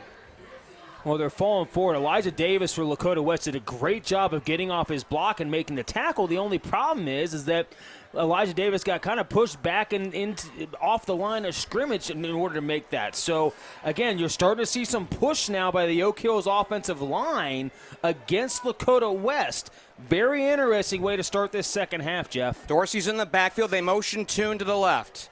Schreiber gets on 2nd down. The quick throw out to the left, and it's complete for a 1st down. And the receiver still moving out to the 45-yard line. Oak Hills being very dynamic with their play calling here right now. You've seen them run. You've seen them stretch the ball. You've seen them go left. You've seen the counter game. You've seen the short passing game. So they're kind of throwing it all right now at Lakota West, and it's working. They're picking up yards. They're getting 1st downs, which is key. And most importantly, they're keeping Mitch Bolden, that offense, on the sideline. Pickup of 9 and move the chains. 1st and 10 to the 45-yard line. Motion on the line, and West will reset. And a throw for Schreiber, and it's complete. And breaking the tackle for a couple of more yards is Jacob Day. He initially broke free and thought he had some room back to the inside, and he was cleaned up there by Tabron Benny Powell. Great job by Jackson Schreiber there, taking what the defense gives you.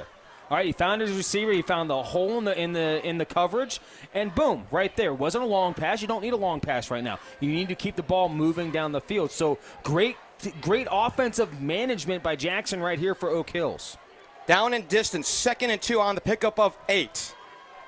They motion Day to the bottom of your screen, and Dorsey into the heat of the line, and this time they're ready for him. Got a big push from the linebacking core as Micah Markley recognized it too and helped clean it up. I think everybody was there. He just hit an absolute brick wall.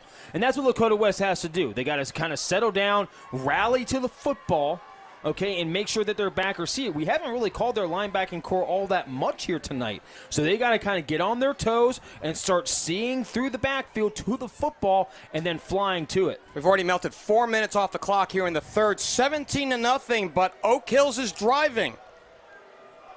3rd and 1. And the give, and close to a first down on a second push. Wow. They gave the second push. No whistle stopping play until the running back was across. And another good run there for young Mr. Dorsey. Well, I was on basically the same line as the referee on the far side. Whether he had that second push or not, I can tell you right now, that referee on the far side was going to give him that first down based off of where he was going to spot the football on the initial contact there. So, again, you're starting to see Oak Hill's offense now. It's kind of 3 yards in a cloud of dust here. They're just absolutely decimating that defensive line of Lakota West. 1st and 10 at the 43. They motion the tight end. Play action, and now Schreiber throws it out, incomplete. Open in the flat as a safety valve was the tight end Nathan Fulton, and he had some room to run, but a little too tall for him. So that was just a great play design and a great play call by Coach Roden. That was basically what we call a tight end screen. The tight end acted like he was going to block down. He took a big step down in there trying to get that defensive line convinced, and then he released out. And just then, basically what you do is you do a little old Tim Tebow pass where you get the ball up. Unfortunately, he just fell through the hands of him, but a great play design and great play call by Coach Roden in that situation. If it was basketball, that's the screen and roll. Exactly. Twins to each side. And now they go triplets to the top and a single to the bottom. And Dorsey, the run off the right end, and a flag on the play as he matriculates down to the 35-yard line. But wait a minute. We have to see what the flag is as it came in from the offensive backfield. Right now it's a pickup of 8, and it's a hold against Oak Hills. And that's the first backward play here of this drive. Well, that's exactly what Lakota West needed. Whether the backwards play was caused by them or the referees, they needed a break. They needed to hit the brake pedal or something to hit the brake pedal to get them and get the Oak Hills offense moving backwards. Even with that play, Jeff, they were still picking up yards. That was still going to be a 4-yard pickup for Oak Hills. So that was a huge penalty for Lakota West to get them back and get the Highlanders off kilter and off schedule on offense. Penalty sets them back to the 47-yard line. 6:25 and counting left to go in the third. 17-0 West. Trips to the top of your screen. Schreiber to throw. And he throws left, a little skinny post, and he found Day, I believe, for good yards to recover some of that lost yardage. You had 3 receivers out to the left. What you had is you had your 2 inside receivers basically run dart patterns straight to the middle of the field, and then underneath that far wide receiver came in almost a shallow tunnel screen is what they like to call that. And great pickup there. You're going to set yourself up now for a 3rd and 11. Hey, that's much better than 3rd and 10. So you picked up that yardage that you lost on the penalty right there, which is huge for Oak Hills. Schreiber is 3 for 4 on this drive to start the second half. 3rd and 11. Just across the midfield stripe. Beg your pardon, at the 44. He needs the 33 for the line to gain. Rushed and rolls to the right and now throws it away. Out of the pocket, and he had to throw it away, and a little chatter at the end of it as well by Micah Markley, the linebacker. Oh, Jacob Asbeck coming along the right side, and I don't think I've seen Jacob run that fast all season long, but man, he darted, got great pressure in there along with Elijah, and just compacted him down there to where you're either going to force him to take a sack, you're going to force him to make a bad throw. Huge play for Lakota West because that series was starting to get a little hairy. Punts away. Remy angles to the left at the 17, finds the 20, the 30, and rolls out of bounds. So a 27-yard punt, a really short one, and a good return for Remy. And Lakota West will get the ball for the first time this half with 5:12 left to go here in the third. Well, the one thing that drive did for Oak Hills, I'll tell you what, chewed some time up off the clock. You definitely did your job in keeping Mitch Bolden in the Firebird offense on the side. So now we're going to see if they can get back into that rhythm we saw about the first 4 plays of the game where they were really moving and grooving on offense for Lakota West. The ball's at the 30-yard line. Bolton hands. And I believe it's Gonzalez who got the first carry of this second half for Lakota West. It is, and no gain on the play. Still trying to find that running game for Lakota West. That's been really the one facet of their offense that they have not been able to put into concrete yet and really just solidify. It's just been kind of up in the air for them. And again, I think in order for them to progress this season into the second half of the regular season, into the playoffs, they're going to have to figure out how to establish that running game at some point. Trent Lloyd is split out to the bottom of your screen as a solo receiver. And now we've got motion. Everybody was misadjusted. The clap of the hands by Bolden set off one of the guys on the line. Yeah, that's that right there. That's just concentration. That really is what that boils down to right there. And that's not the penalty. That's not what you needed to happen for Lakota West. But they're going to go hurry up here, get on the line quick, and try and catch the Oak Hills defense off guard. Remy's got one-on-one to the top of your screen. 2nd and 15. Bolden with time. He checks it down to his safety valve, and a couple of yards on that play to Gonzalez. I'll tell you what, they had Remy there on one-on-one, and there was no safety over top. Man, that's hard pressed for me not to audible out of that and then just throw it deep to your number one wide receiver, who really has been kind of quiet all night long.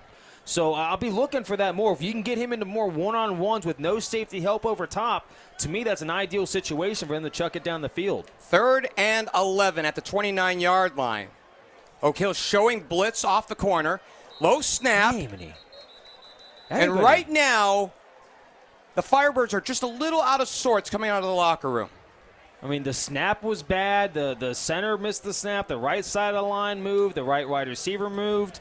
Yeah, just kind of got to hunker down here and really concentrate right now for Lakota West. Kind of uncharacteristic penalties right now for their offense, at least. And by the way, what a difference a score or a point makes. If this was 16-0, it's a 2-score game. And I'm not saying that Oak Hills converts on touchdowns on 2-pointers. I'm saying it's a 2-score game. Right. So at 17-0, they got a 3-score cushion, and they can afford to make some mistakes. And Bolden will throw it to the sideline, and it may have been complete out at the 35-yard line. Short gain, not near enough for the first down.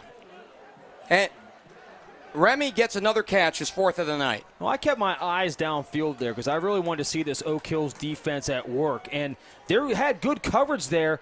I also felt there were some guys there along the right side that were more open. So, maybe it's a vision thing. Maybe they got to start seeing it down the sideline and start just kind of putting the pressure on Mitch to make those throws. Minnick for his second punt. And it's a boomer. And a fair catch out at the 21-yard line.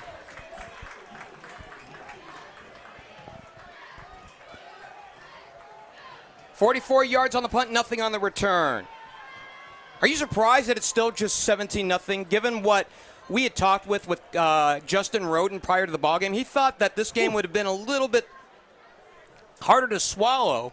And offensively, that's been the case. Defensively, his team has been in there. Defensively, they've been in there. Offense, they're just looking for that break. They're looking for that one big play that they need offensively to really get them, going offensively. But my goodness, I mean, you hit the nail on the head right now. I mean, for Coach Roden, you got to be very, very impressed and happy with your team right now that you've played really 2.5 quarters of really sound football against the number 4 team in the state.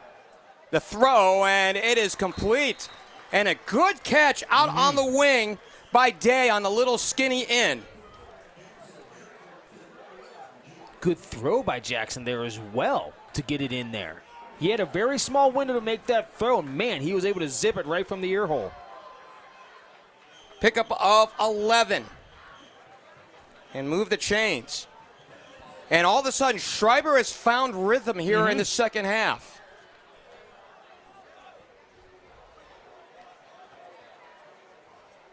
They motion the tight end, Fulton. And the give to the running back, and he is spun down. A hole opened up very quickly and was shut back down. Yeah, I saw that hole. He definitely had something there early on, but then you're right.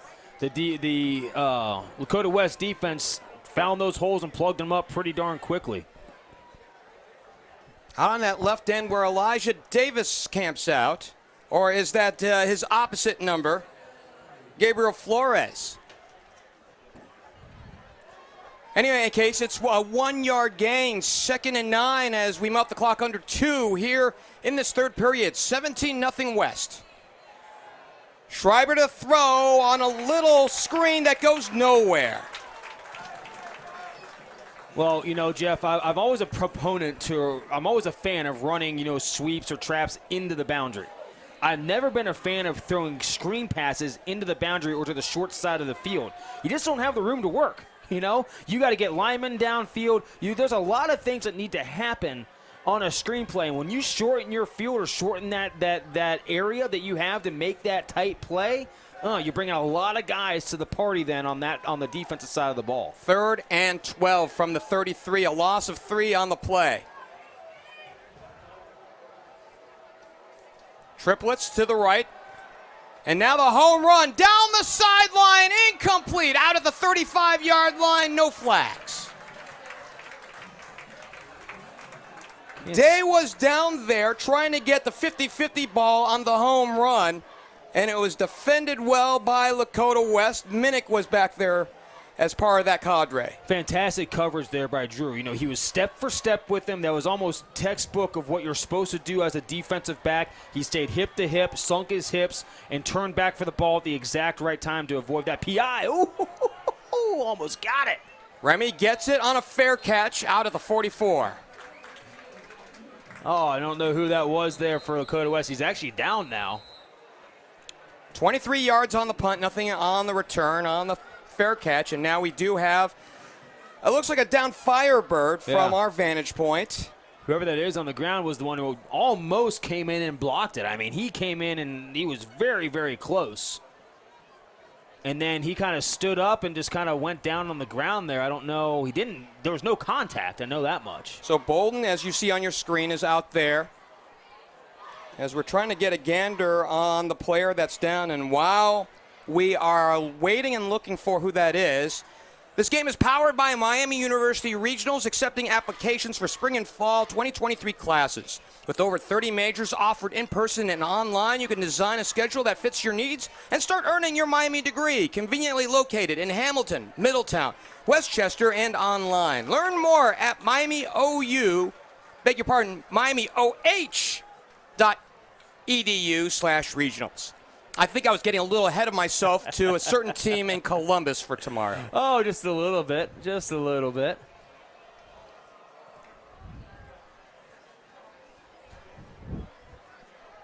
Looks like we're going to have a first down for Lakota West here.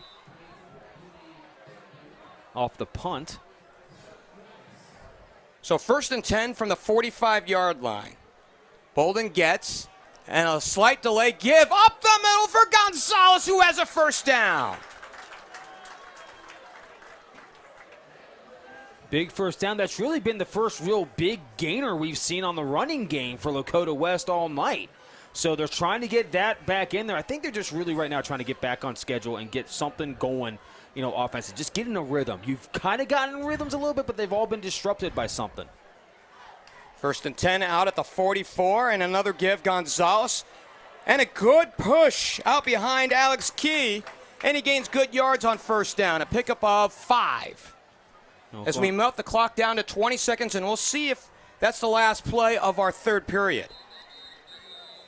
And now we're going to stoppage. So the clock stopped at 15 seconds. Now we'll wind it. And now we are winding it back up. So it says the referee tonight, Jeff Bailey. And we'll see if they get a playoff here. I don't know. We've got 2 seconds on the clock, and I think that's the end of our third period. And that is. With the end of 3 here in Lakota West. 17-0. Lakota West with the lead here on Chatterbox Plus.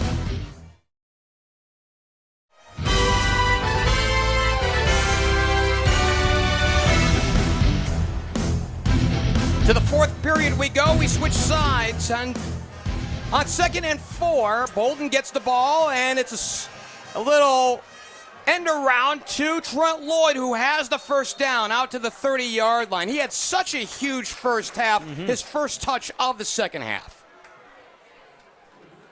I'll tell you what, he did run a long way to pick up 3 yards. He probably ran about a total of 20-some-odd yards laterally just to pick up that one there. But again, once he finds that seam, that's his specialty. Boom! Plants his foot, falls forward, gets that first down for Lakota West. 8 yards on the run. And now the give. Gonzalez found a seam behind Key across the 25 down to the 24. A nice 5-yard pickup on first down for Uedis Gonzalez. So now you're starting to see the running game come into life here. It's amazing the ebbs and flows of a game as they try to go hurry up now and catch O'Kills off kilter. Twins to the top of your screen, twins to the bottom. Uh-oh. Motion, and the ball is loose. It's out. The initial signal is it'll stay in possession of Lakota West. Really? That's momentum killing right there.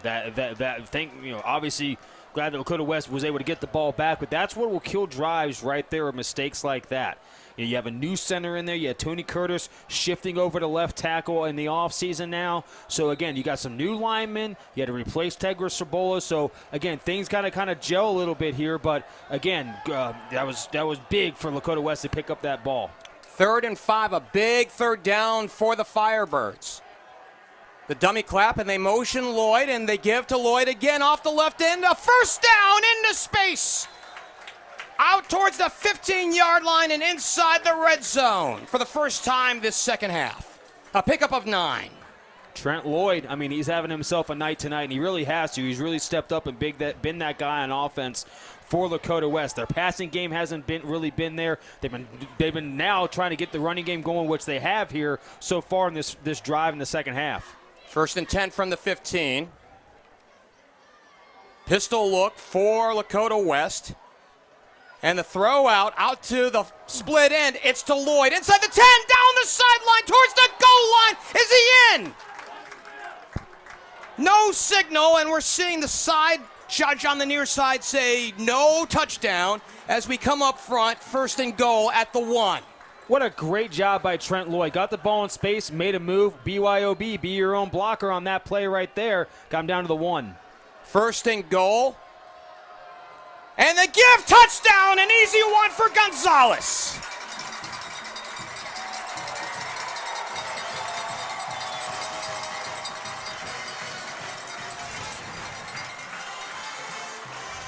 I'll tell you what, just another fantastic play by Trent Lloyd. Again, I go back, plant his foot in the ground on the screenplay, and then Gonzalez takes it the rest of the way, and we got a light show going on here in Beckett Ridge now. We saw that on opening night against St. X. Boy, I got to tell you, if you're prone to strokes, this might not be the place for you. The point after is good. Oh, it's just so weird. The whole place goes dark for a second, and you're like, what the heck's going on? I think it's pretty cool, though, that they're able to do that, have that technology in these stadiums, these high school stadiums nowadays. But, yeah, definitely got to give us a little heads up there. But, no, again, that's exactly what Lakota West, the doctor ordered for Lakota West. It was a methodical drive. They're back on schedule. They ran the ball. They took some of that pressure away from Mitch Bolden there. Put it on the running backs. Put it on Trent Lloyd's hands a little bit. Those were easy, quick passes to make for them.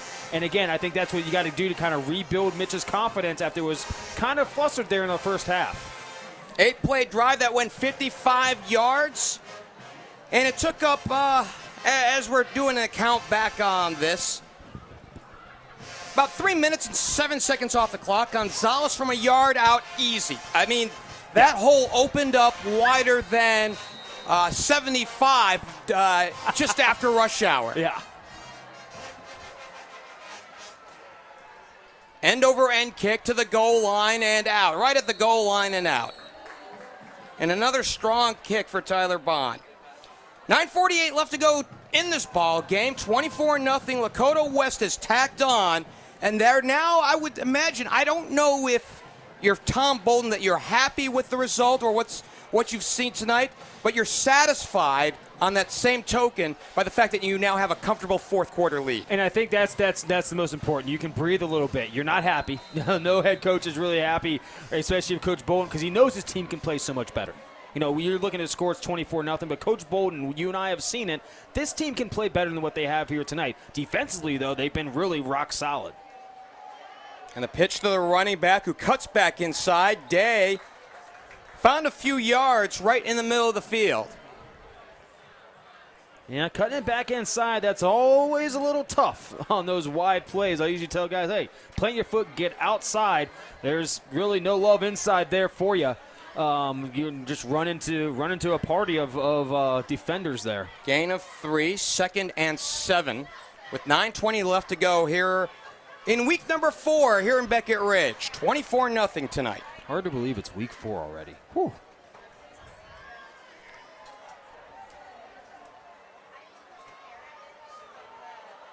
West showing blitz. Schreiber with time, and it is incomplete. Looking for Kyle Toon out in the flat. Or was that one? That beg your pardon, that was one, Jacob Day. So right here, I just noticed Oak Hills has kind of gotten away from the running game on this drive right here. Looks like they might be trying to kind of get pressure, trying to get some points on the board. I always say, hey, go back to what's working. You know, go back to the running game and really get your offense that momentum that it's going to need to go into these next couple of weeks of tough competitive play in the GMC. They got Fairfield coming up next week, if I'm not mistaken. 3rd and 7. West coming from each side. Schreiber tries to escape. Asbeck in pursuit, and he sacks the quarterback, and a flag is down at the end of it as well. Did you see the speed of Jacob Asbeck when he fell down, then was able to get right back up, and the speed that he had to go catch the quarterback and bring him down like that? Tell you what, you get another year in the weight room with him, and it's going to be something special for Jacob Asbeck in the coming years. Great baseball player, too. Looks like we got a penalty on Oak Hills, and it'll push them back. So a sack as Asbeck adds to his total. A team leader in sacks, 3.5 now here in the early season. And the ball spotted at the 20-yard line. High snap, and this one away. High end over end kick as a shallow short kick out to the sideline. It was so high up that you almost thought a West player got a piece of it. And instead, it only goes, as we're looking for the linesman on this, 15 yards on the net. Yeah, that's great field position now right here for Lakota West. And this is where I'm telling Mitch, hey, let's get a quick score here, man. All right, let's get back in rhythm. Let's do what we do. Let's get the big score and go up, even more so now and get this thing in the bag and go home. So the ball's at the 35-yard line, and this is the best field position that Lakota West has enjoyed tonight. Up 24-0. Twins to the bottom of your screen. Bolden play action, now rolls right, throws. It is complete out at the 28-yard line. And I believe that's 8, who is Scott Johnson, who has seen some action here in the early part of the season. 7-yard pickup.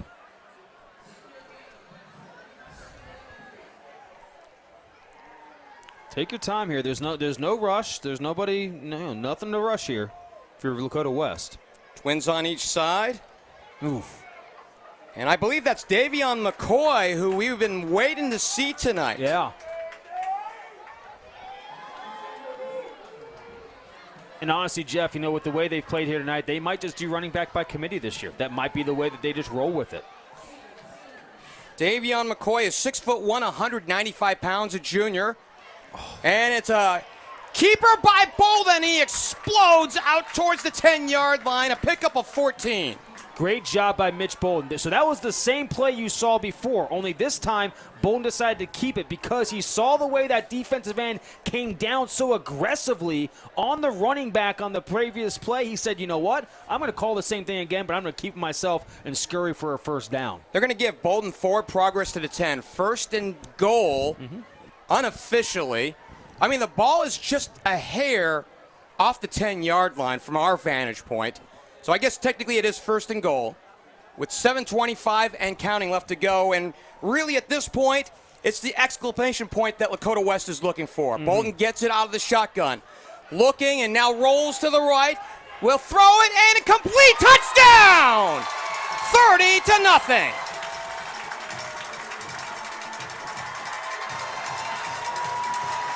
There it is. There's that exclamation point you wanted, Geoff, right there for Lakota West. Great pass, great play, great drive by Mitch Bolton, the commander of this offense. Trent Lloyd found an open area in the right corner of the end zone. He gets his second touchdown of the night. He got one rushing back in the first to open up the scoring, and what's been the go-ahead score so far in this ballgame is Bond is on to kick, and good.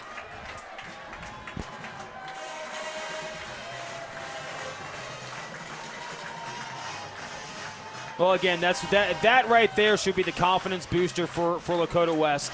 You know, and to your point, that just puts the stamp right there on this game.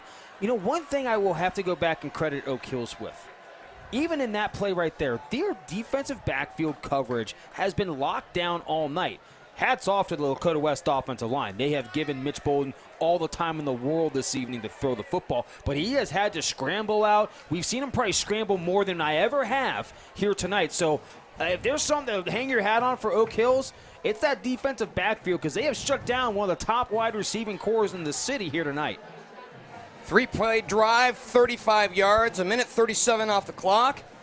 The TD from Bolton to Lloyd, point after good, and the new score at 31-0, and the route is officially on and a running clock.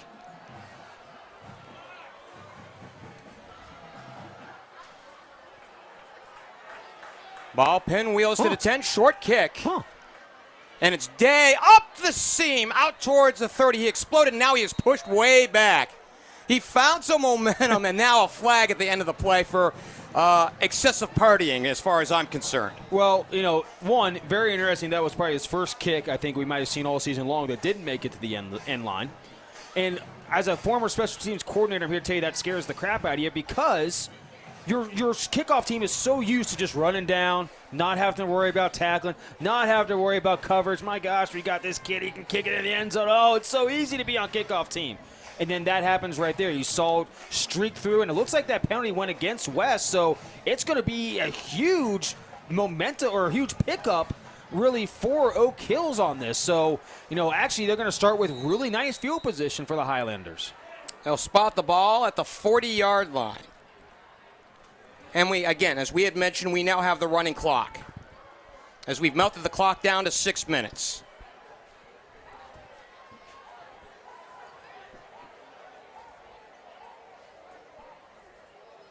Schreiber to throw, little safety valve, and incomplete. I mean, it looked like it was a shoot top catch out on the far side. Well, it looks like they're going to go incomplete with that. Eric Dorsey, the intended receiver, second down.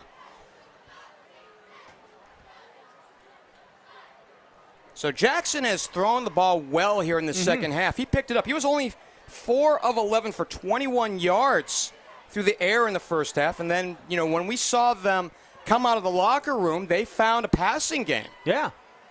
Tell you what, I mean, like I said, there's something happened here at Oak Hills that I think is a positive thing for the program moving forward. The running back, Dorsey, gets it. No gain. In fact, I think he took a loss on the play.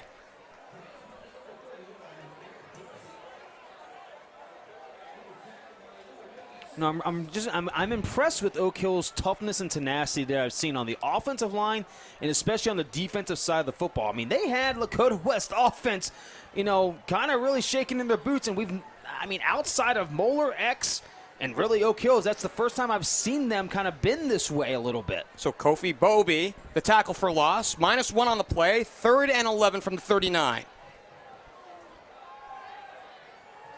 Schreiber throws complete today across the 45-yard line. Let's see where they give him forward progress to the 47, and it'll bring up 4th and short. See what Coach Roden decides to do here. Right now, it looks like he's leaving his offense on the field. And why not? Right. You know, you have yet to score tonight. Absolutely. It's already a running clock. You've really got nothing to lose at this point of the ball game. 100%. And honestly, like I said, his kids have played very well here tonight against one of the top teams in the state, top 5 team in the state. They've really handled themselves well here. 4th, and we'll call it 3.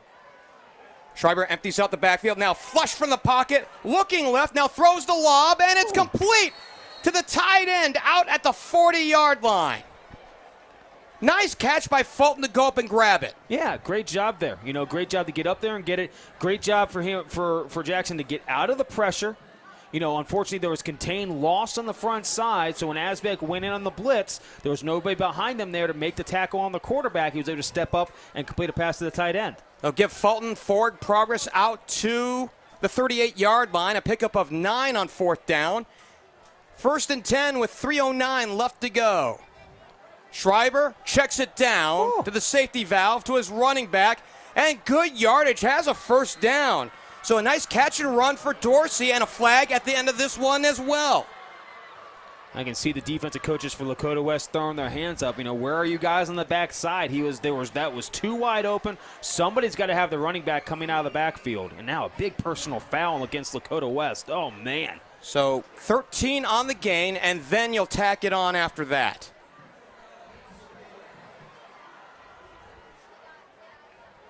That burns you as a coach. That right there absolutely burns you. They'll spot the ball down at the 12-yard line.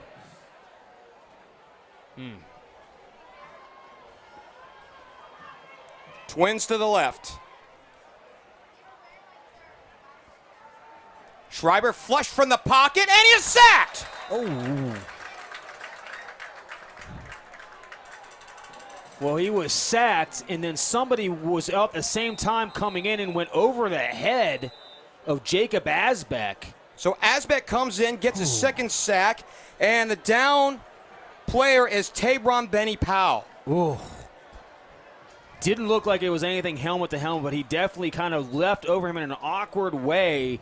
I tell you what, those are some of the most scary situations when you have 2 players going at the ball, because they're not looking at each other. They're looking at one place, and that's where the football is, and they don't realize where they are on the field. I mean, that is scary stuff, and luckily he's going to look like limp off the field here. From our vantage point, it looked like his knee came down on somebody, and it might have been on a helmet, out of side of a helmet, and that's why you're seeing him a little gimpy. And we hope Tabron's okay. He's got a very important visit to South Bend, Indiana tomorrow for a football game. Yeah. The Notre Dame Fighting Irish, who lost to the Ohio State Buckeyes last Saturday, is who he's visiting. Now, and you wonder if Notre Dame has become a pipeline with Lakota West, considering Ben Minnick's already committed there. And you kind of say, hey, if you get one, you might have some more. Schreiber to throw. Running for his life, looking down the side, and now will keep it out to the sideline. And it's tapped out of bounds after a few yards with 1:43 to go. Well, look at where, Coach Bolden has sent guys here. You've got Jair Brown at Ohio State, Tegra Shabola at Ohio State, Alex Safari down at UK. So, I mean, he has developed some top-tier Division I talent here at Lakota West. So any team that's not on board or not in this school recruiting, you're missing out, because they got some key athletes here at Lakota West. Ball's at the 13, so a pickup of about 5 on the last play, with 1:15 left to go in this ball game. Lakota West wants the shutout. Schreiber to throw. He checks it down. And again, it's Dorsey out to the 10-yard line, and he is pushed backwards. So forward progress after 3 yards as we melt the clock down to 1 minute to go. Great job there, and that's exactly the coaching point on that. Now we got some more flags coming in after the play. See Asbeck being pushed back by one of his players. And now Coach Bolden aggressively walking out onto the field. As we sorted out, Miami University Regionals is accepting applications for spring and fall 2023 classes. With over 30 majors offered in person and online, you can design a schedule that fits your needs and start earning your Miami degree today. Conveniently located in Hamilton, Middletown, Westchester, and online. Learn more at miamioh.edu/regionals. And it's a penalty half the distance against the home team. So if they want to pitch the shutout, they're not doing themselves any favors right now. They lost the shutout on the final play of the ball game 2 weeks ago at Lakota East. Now, mind you, that's against a second team in a much more lopsided ball game. But I know shutouts are points of pride. And yeah. That's on every defensive in every defensive locker room. It's preserve the shutout. We have a timeout charged to Lakota West. Good time right now to go down through the standings coming into this ball game and at least given the results of what we're going to know from tonight in our game. Lakota West came in tied for first, 2-0 in the conference, 3-0 overall. They're going to stay in first place. The last we checked, Princeton and Fairfield were also ahead, and I would imagine that that's a big-time showdown between West and Princeton next week in a battle of top 10 schools. And then Oak Hills is going to drop their second straight after winning the first two of the season. And right now they came into the ball game tied record-wise overall with Mason and Hamilton. So Oak Hills is going to fall to 2-2 tonight. Princeton right now up 19-0 on Hamilton in the fourth quarter, which to me a little bit of a surprise. Yeah, right, yeah. Not that I'm saying Coach Crouch up there at Hamilton, the new head coach there, Arnie Crouch. Yeah, he's a great guy. He's at Mount Healthy for years and years and years. So he seems to have his team playing well up there. I think they're 2-1 or 3-1 right now. 2-1, excuse me.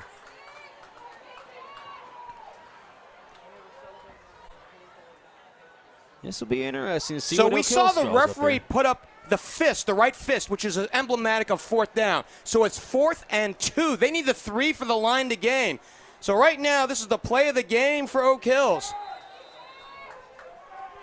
Schreiber, when he's ready, out of the gun. He motions Day back to the right. He'll throw.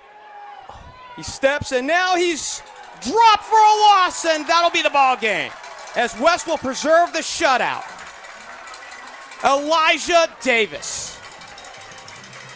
Great pressure there by Elijah Davis, the entire front three for Lakota West. But I will tell you what, Oak Hills is going to go back and look at this on the film tomorrow. He had Josh Glover on the right side, wide open out of the backfield for a touchdown. I mean, it was nobody within 10 yards of him. So they're going to kick themselves a little bit in the butts tomorrow when they see this film, because they missed an opportunity there. And it's the victory formation for the home team tonight. And they've had a really good game despite some slowdowns, some speed bumps. And the clock will run, and that's it. Lakota West improves to 4-0 on the strength of a 31-0 shutout of Oak Hills tonight. Yeah, again, it was one of those games, Jeff. It was kind of different than what you and I are accustomed to seeing with Lakota West. Their offense was not on point. They had great moments where they were in rhythm. They looked like that old Lakota West team, and then all of a sudden, boom, I think they might have been peaking towards next week a little bit. But again, what you want to see out of your team is, okay, can we get over that? Can we overcome that? The defense sure did. They preserve the upset.